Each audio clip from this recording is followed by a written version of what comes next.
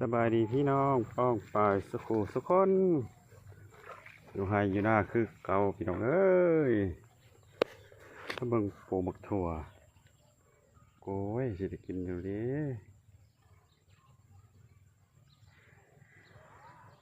ต้นน้อยๆนะพี่น้องอันนี้เป็นหญ้าถั่วมันอ้อย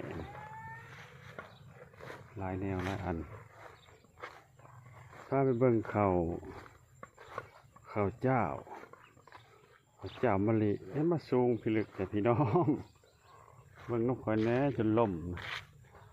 อีลากอีเรืออยู่โพดผมหัวได้พี่น้องนะมีข่อยยืนอยู่ขั้นนั่นเลยข่อยยืนอยู่ขั้นหน้าขั้นสูงขั้น2 เมตร 3 เมตร 2 เมตรกว่าแล้วพระเจ้าเอามาจากบ่าวจันหอมบ้านนาให้เดียวกกม่วงแนวพันธุ์กันก็ได้ให้ฟรีอุปถัมภ์พระเจ้ามาเลยโคตรพี่น้องสุดเล่งหมดสูงแล้วก็ล่มเดียระดาษหาสิพักกันไม่เบิ่งมันลงลุบมันกระถ่วมหัวนะพี่น้อง1.60 เมตรมันถ่วมหัวเลยนี่กำลังจอจีซ่อมแซมอีกแซมดอกเหล้าพี่น้องมันถ่วมหัวแล้วโคตรโพมงโม่มงอื้อมงข้าวความสูงคนนี่ก็ถ่ายเอาแต่ยอดมันถ่ายเอาแต่ตีนได้วันนี้ถ่ายตีนมันได้พี่น้องตีนเงาห่างจากกอเขานะประมาณ70 เซนอยู่นะสรุปแล้วก็สูงอะไรเนาะ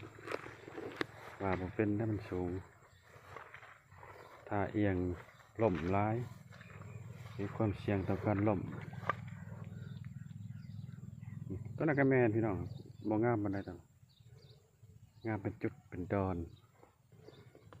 บางท่านนี่ก็สูงขึ้นกันพี่น้องสำกกสาลีข้าวโพดสูงขาวเปล่าด้วยพี่น้องข้าวเจ้ามะลิวิจังแหละโมโหมะลิชุพันธ์บ่พี่น้องโหก็คอมเมนต์มาในบอกเนี่ยบ่เคยใส่จักเทื่ออันนี้เป็นข้าวหวาน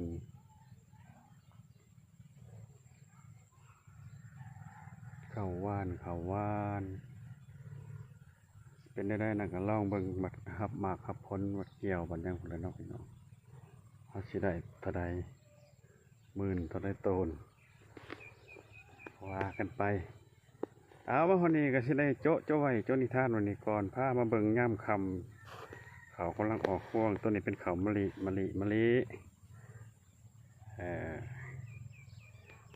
หอมหุงเฮือนนี่หอมหอดเฮือนพุ่นเอาขอบใจบ๊ายบายเด้อพี่น้องเด้อ